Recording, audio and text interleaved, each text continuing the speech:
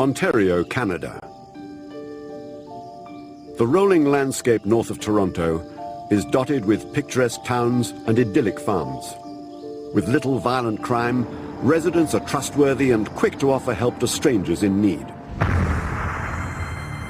But in 1970, that rural hospitality was abused by a brutal criminal, one whose crimes soon sparked a massive manhunt.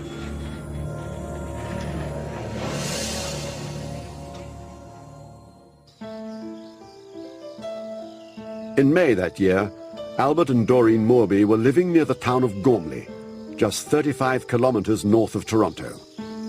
Although Doreen had worked full-time, she now spent her days at home, looking after the couple's 21-month-old son. She was a nurse, and she had a small baby. Her husband was a school teacher, and she lived in a modern home, but in a rural setting. That is to say, there was no neighbors really close by her. For all intents and purposes, she was happily married, had a good position, and was at peace with the world, really. Wednesday the 6th of May started off like every other weekday, as Albert Moorby set off at 7:45 to work, a 15-minute drive away. She said goodbye to her husband, went off to work, went off to teach school, and she was at home with her son. She had a number of visitors in the morning. The callers that morning were all known to Doreen Morby. But sometime after lunch, a stranger knocked on her door. We don't know how he got in. We don't know what sort of ruse he used to gain entrance into Mrs. Morby's home. Someone knocked on the door, we feel, knocked on the door, and she let them in under some pretense or other. In the minutes that followed, the day took a horrific and tragic turn.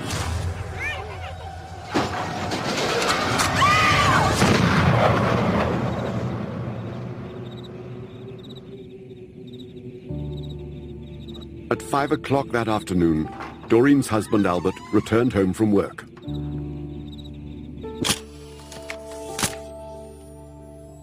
When he arrived home, he discovered that the front door of the house was locked, which was unusual. Mrs. Morby was usually always at home, and when he knocked, there was no answer. Albert let himself in and walked through the house, calling for his wife.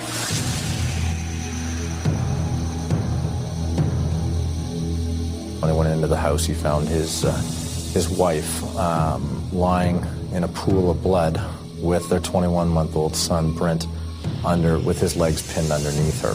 His little infant playing around the kitchen floor, unharmed, playing with the body of his mother.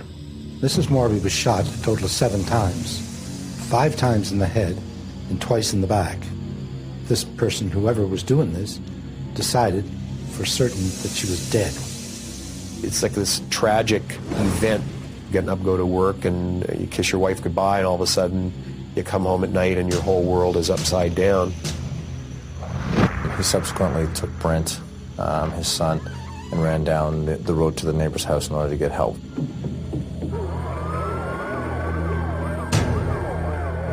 Ontario Provincial Police cordoned off the isolated house. Along with numerous bullet wounds, evidence suggested that Doreen Morby had been sexually assaulted. One of the most sadistic, meaningless murders that anybody could ever imagine. I kind of thought it might have been somebody local that knew she was alone. Doreen's body was removed for a post-mortem examination, as forensic experts combed the scene for clues left behind by the killer.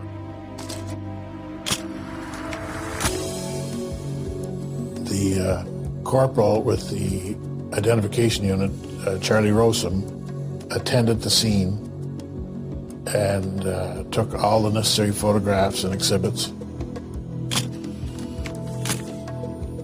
The job of an identification officer is important. We're the keepers of all the evidence. Photography is a large portion of what we do in recording crime scenes.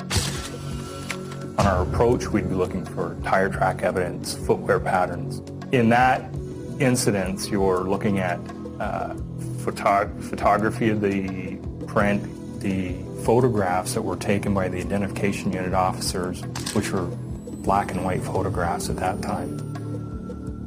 Corporal Rosum at the time took fantastic notes and had great continuity of all exhibits that were taken at that particular time. Apart from fingerprints and foot impressions belonging to the Moorby family, police came away empty-handed. Even the shell casings from the fired bullets had been removed from the scene. While police continued to search for a lead, news of the violent attack rocked the peaceful rural area. It was quite a chilling sort of event to have occurred in that small community. And in those days, rural areas, people left the doors unlocked and sort of, trusted your neighbor. Because there's an innocence lost when these things happen. Meanwhile, the post-mortem examination shed more light on the crime.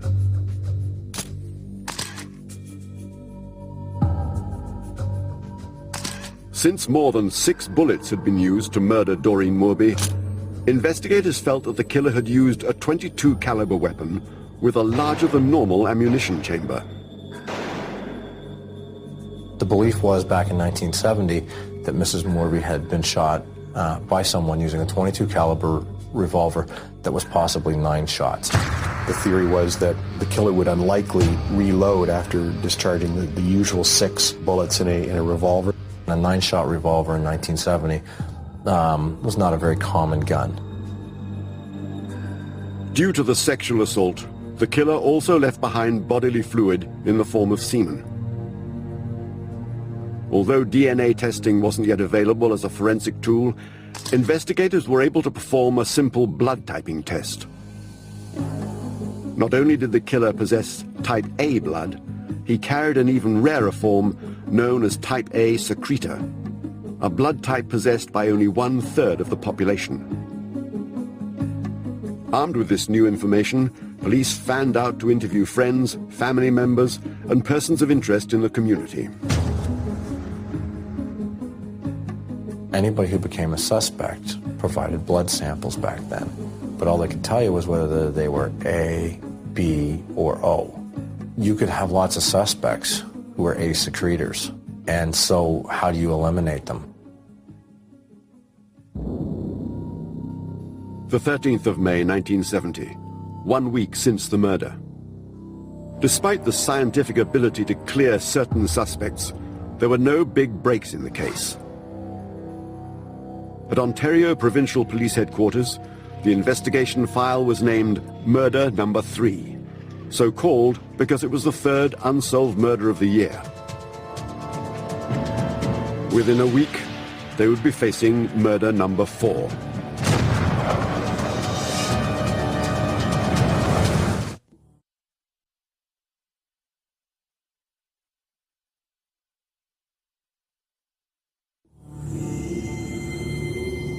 The 14th of May, 1970. The violent sexual assault and murder of Doreen Morby had sent shockwaves through Ontario. Although police knew the blood type of the killer, as well as the kind of weapon used, they had few concrete leads. Russell and Helen Ferguson also lived in a rural area outside Toronto, just 40 kilometers west of the crime scene. We had heard about it, and we knew it was way over on the other side of the city. I remember being somewhat concerned. The Fergusons shared the same professions as the family that fell victim to the attack. Russell was a teacher, and his wife Helen, although now at home with their 3 children, was trained as a nurse. And my mother was a stay-at-home mom. We were young and rambunctious, and I had a brother that was 6 at the time, and my sister was 5, so yeah, life was good, of course. Helen had devoted herself to looking after and raising 3 children. I guess typical children, full of life, so on. It was a nice spot for them, lots of room for them to romp and play when they were at home. We were a close family. The 19th of May started normally for the family, with the exception of the eldest son, Dale, being ill. Dale had had mumps, and he was sick in bed. And so I said, you get a doctor's appointment lined up for Dale, and I'll be home. And so off I went to work.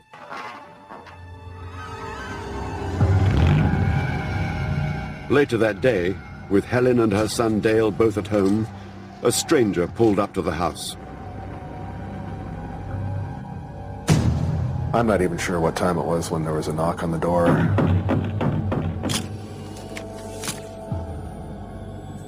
And he saw his mother go to the door, and when she returned and came in the house, it was a gentleman with her. She stuck her head in the door, and behind her was this man that I'd never seen before. And she told me that this man had a sick boy in the car and that she was going to give him directions to the hospital. She was marched upstairs, and it's felt that he had a weapon on her at all times. And then, I went back to watching TV, forgot the guy was even there. To the best of my recollection, it was at least an hour later, I would say. I heard 3 loud bangs. I had no idea what they were. At the time, I thought they were fireworks or firecrackers. That was the first thought was, Mummy and that man are playing with fireworks. He went to see what was happening. He saw the intruder was leaving through the back door as Dale looked up, and he was wiping fingerprints off of door handle. And he rubbed the doorknob, and out he went. He also looked out the window and saw the car. It was a gravel driveway. Stones flew in the air. The guy sped away. The house was deadly silent, so I called my mother's name a couple of times and looked down the hallway, and she was laying in what turned out to be a pool of blood. She had a look on her face which I can't forget, and I just knew she was dead. Lifeless eyes, and she just didn't look like my mother at all. It would have to be a horrendous ordeal for a boy of 8 years old to go through. He, in turn, for an 8-year-old boy, was very alert and called to the police. Around the same time, Russell Ferguson returned from work, unaware of the violent attack that had just taken place. I got home and came in, and first thing I saw was Helen lying on the floor and this blood, and I never dreamed of what the reality was. And I was over and put my ear down to her breast, and I could hear her heart beating, and it ended up, it was mine, and it was just thumping in my ears. He was pretty distraught and yelling, oh, Helen, or oh my God, Helen, or something to this effect. All I remember is waiting for police and everybody else to arrive and thinking, what a gorgeous day. How could anything like this happen on a day like that? It was just an absolute beautiful day, and here was this complete opposite end, this grisly, horrible, ghastly thing that happened. Ontario Provincial Police quickly secured the scene. For investigators, the crime bore a striking resemblance to the attack that had taken place less than 2 weeks earlier. Mrs. Ferguson had been shot 3 times, once in the back and twice in the back of the head. It was very, very similar in every way. Even the victims were very similar, and there were no casings left around the place. So the person who did this knew what he was doing. Charlie Rosen once again shows up at the scene of Helen Ferguson, and once again does his job of identification officer and takes all of the necessary photographs, measurements, exhibits. Just like Doreen Morby, Helen Ferguson had been sexually assaulted by someone possessing the blood type A secretor. Ballistic tests pointed to a similar weapon, one police believed to be a 9-shot .22 revolver. The family's similar backgrounds suggested they may have been deliberately targeted, rather than picked at random. Both the husbands were teachers, both of the wives were nurses. So people were starting to think, you know, is this Ontario's first serial killer? Is he going to strike again? Fear spread throughout the region as the media reported widely about a criminal now dubbed the .22 caliber killer. These two murders transfixed the greater Toronto area. It was the most shocking sort of series of murders that had occurred in the area for years and years and years. It's seldom that in two small villages north of Toronto, opposite ends of the city, that two women are killed within 11 days. This guy snuffed out two women, gained entrance to their home, raped them, shot one of them 7 times. What rage he must have had toward that woman, and to do that. More than 30 investigators were soon on the case, their hopes resting on a lone witness. 9-year-old Dale Ferguson, the boy who'd looked directly into the eyes of the man who'd murdered his mother. Police sketch artist Jim Majuri met Dale, hoping to recover an image from the memory of the traumatized young boy. I remember that the young boy was very intelligent. Children, I think, are by far the best witnesses because they're uninhibited. If you use the right tact, you can get a lot of information from a youngster. But it was a rather daunting task to come up with a picture of somebody that I probably saw for less than 25 seconds. I had photographs of, mostly they were mugshots. The idea was for the witness to pick out similarities to help with the initial drawing. You're basically picking facial features. I suppose for an adult it would be maybe a little bit more of a precise method of getting a description of somebody, but certainly at 8 years old I was very confused by it all. Making one of those sketches is not easy.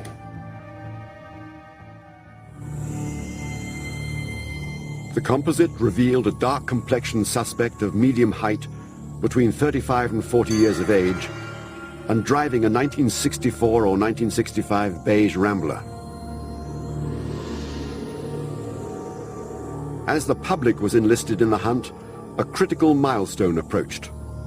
Although stories varied as to the exact number of days between the attacks, fear turned to panic over thoughts that the .22 caliber killer was about to strike again. There was some thought in the Greater Toronto area that we have a maniac loose, and what's going to happen in 11 days? And the police thought that as well. And it was one of the largest manhunts ever in the history of Ontario, maybe in the history of Canada. Could this guy strike 11 days after the second killing? Was he going to strike every 11 days for some weird reason? Well, it couldn't be overlooked. So when the 11th day rolled around, there was this kind of like an alert. It's a rare, rare case where anyone ever stops. They usually escalate.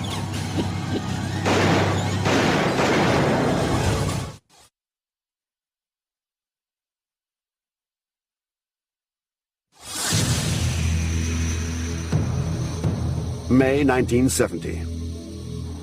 Rural Ontario was being held hostage by a serial killer who'd left 2 women dead in less than 2 weeks.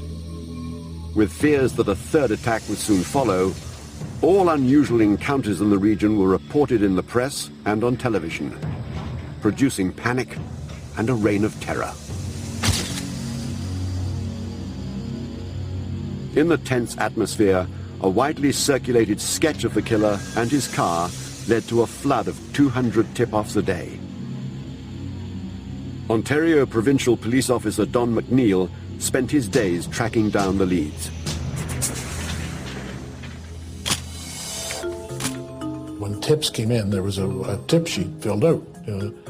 John Brown phoned to say that, I think the composite looks like my neighbor, and so these things had to be checked out. Knowing that the killer's blood type was type A secretor, investigators concentrated on trying to narrow their search. A way that we eliminated a lot of people was that we had them submit to a saliva sample by spitting on a Kleenex. It's not like DNA where you get this number that says, hey, it's him, and there's no way it's anybody else. It's one in the world. This number identifies you, it identifies me. An A secretor doesn't identify you. It helps you to narrow it down, but there's no way that you could convict on a person being an A secretor.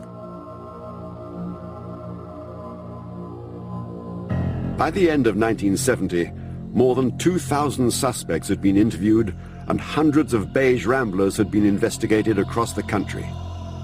Interest in the case began to fade, and tips from residents dried up. As a reporter for the Toronto Sun, Max Haynes tried to keep the murders in the public's mind. The case fascinated me, that someone could snuff out the lives of two young women really in the prime of their life and get away with it. Cold turkey. I would write about it, and the fact that it was still unsolved, and thinking that it would jar someone's memory. With a killer still on the loose, there was little peace for the families of the victims.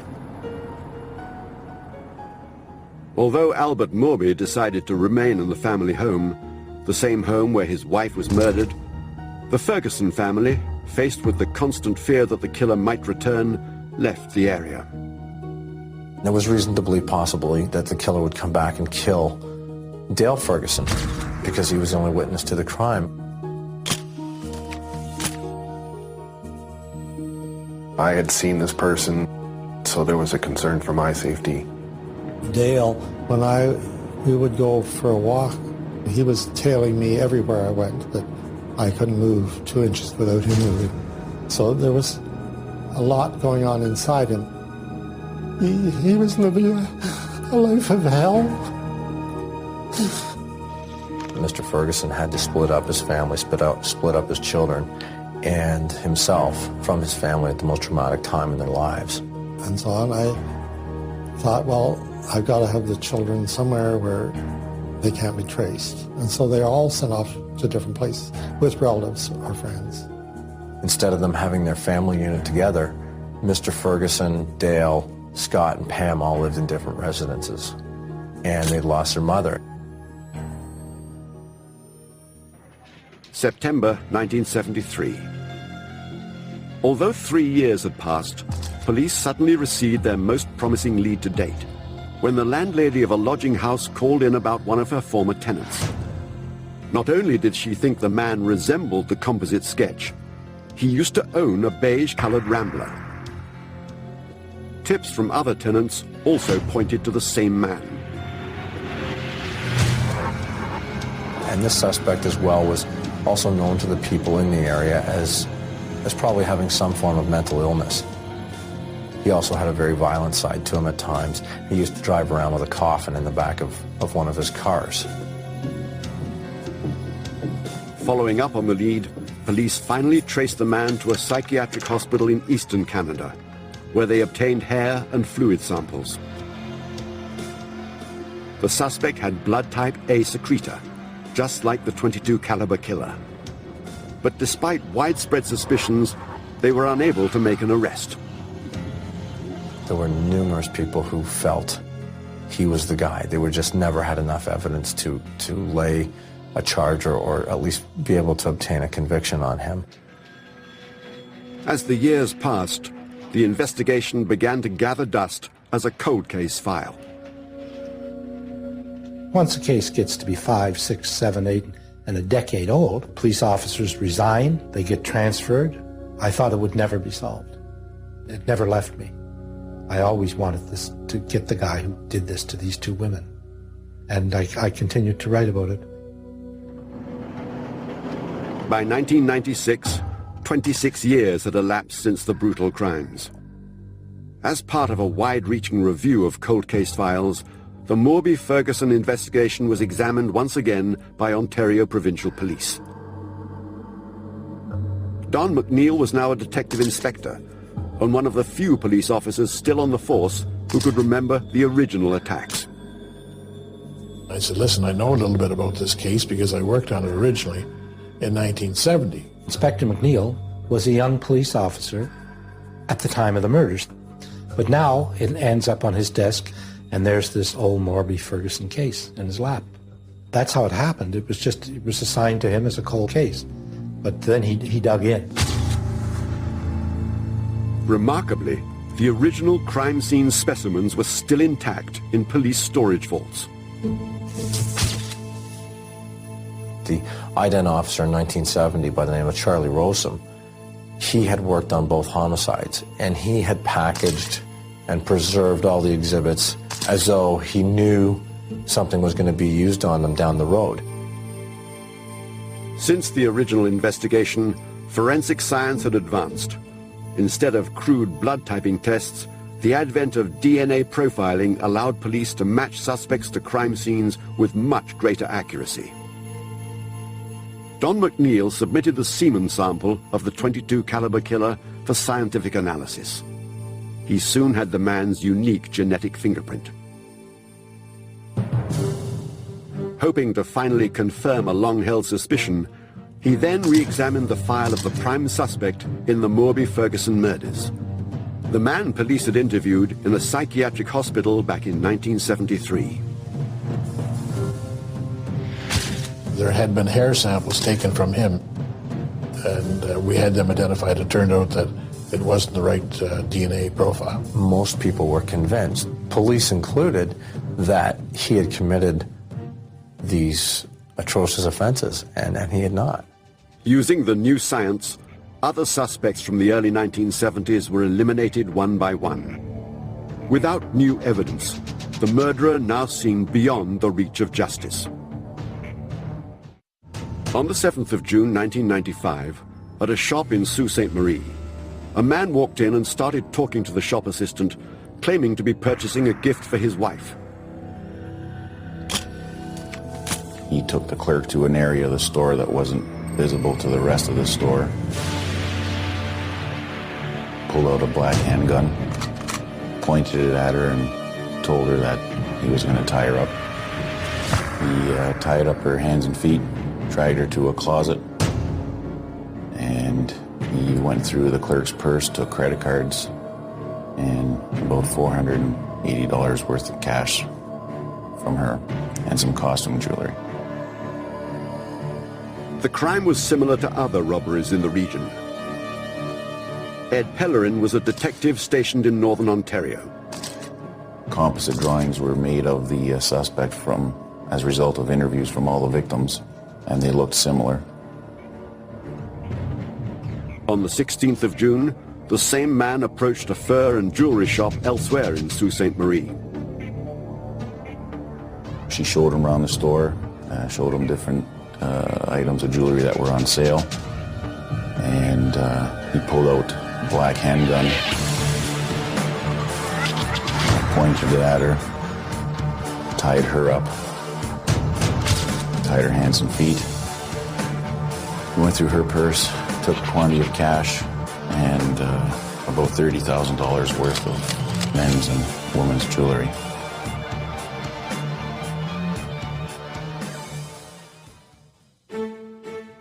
One of the stolen rings turned up at a shop in Sudbury. The person pawning it was captured on video using his own identification.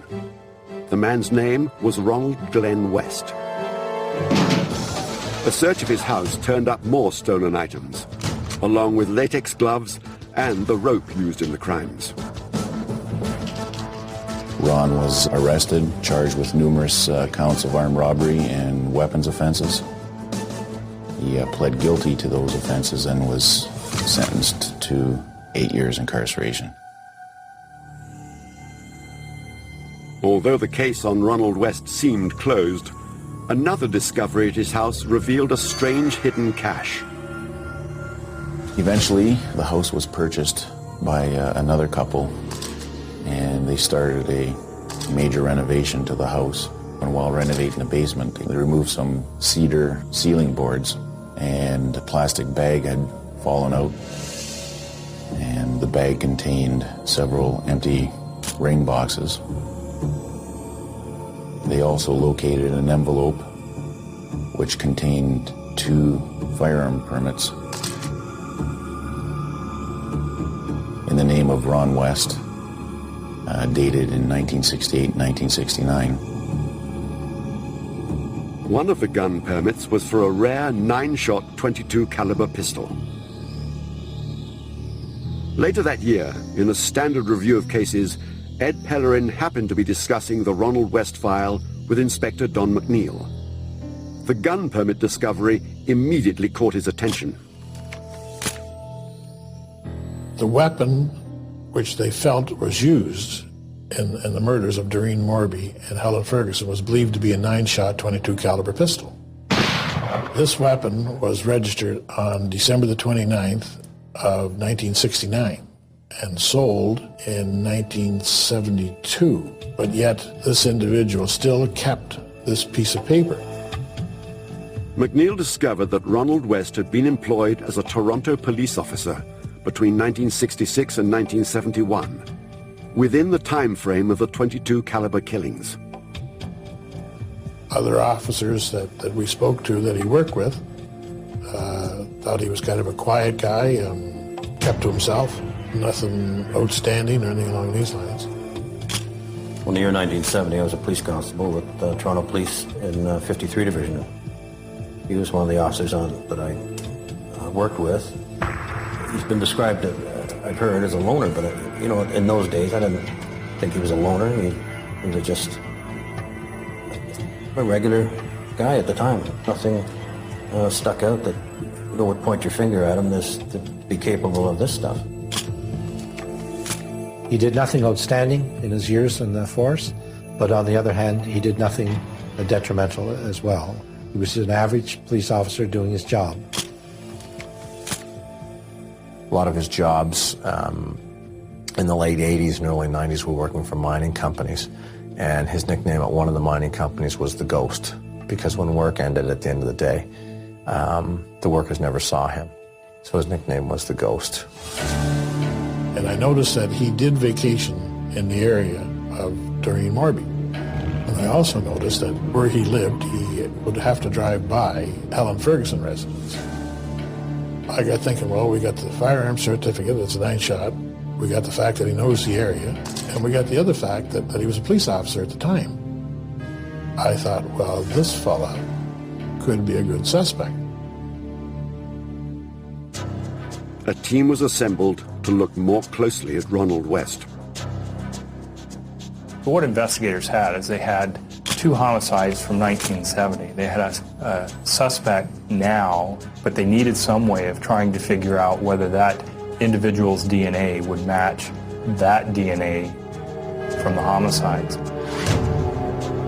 With only the slightest circumstantial evidence, obtaining a warrant for a blood sample was not an option.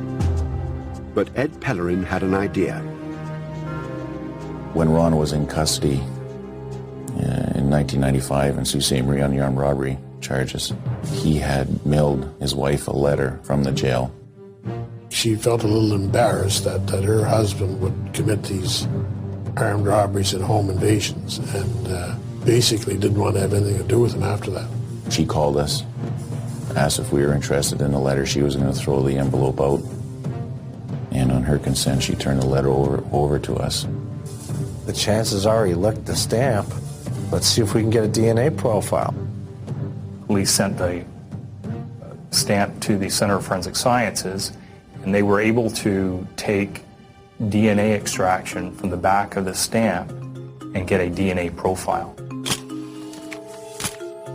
When that profile was developed, it was something like a fingerprint. That was compared to the DNA profile found in the semen, which was on some of the items of clothing worn by Mrs. Moorby and Mrs. Ferguson when they were murdered. Although not conclusive, the 2 samples appeared to be extremely similar. Ronald West was now the most promising suspect in more than 2 decades.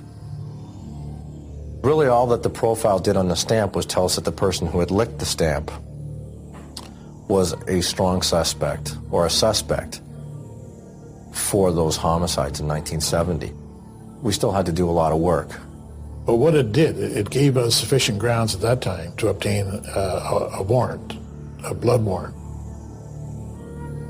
Police now prepared to get legal permission to take a blood sample directly from their suspect. But even if the blood did provide a strong DNA match, they still faced the daunting task of trying to convict a suspect for crimes that were more than a quarter of a century old.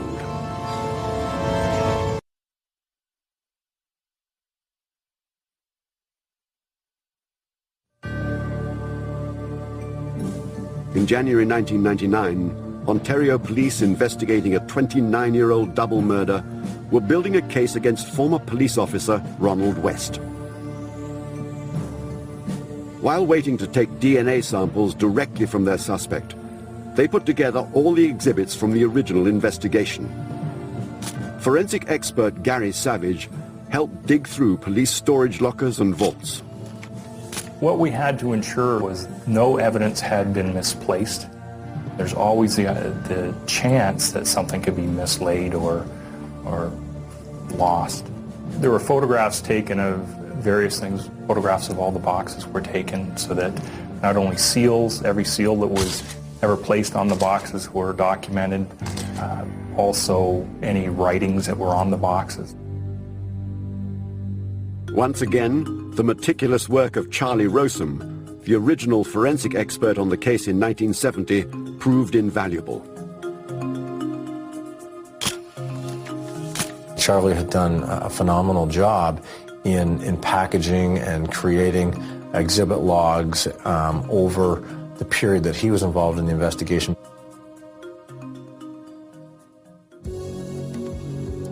On the 26th of March 1999, investigators were finally ready to meet their suspect face-to-face. Armed with a DNA warrant, they hoped to seal the fate of Ronald West with the help of modern science.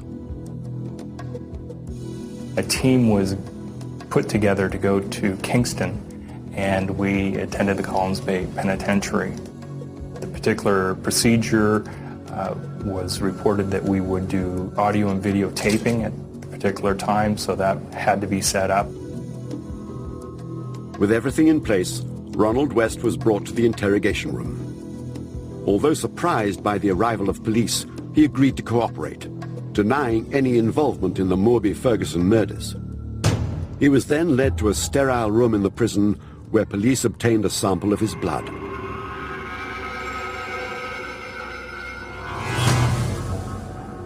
He maintained his innocence. He told us he would never plead guilty. He'd never committed the crimes.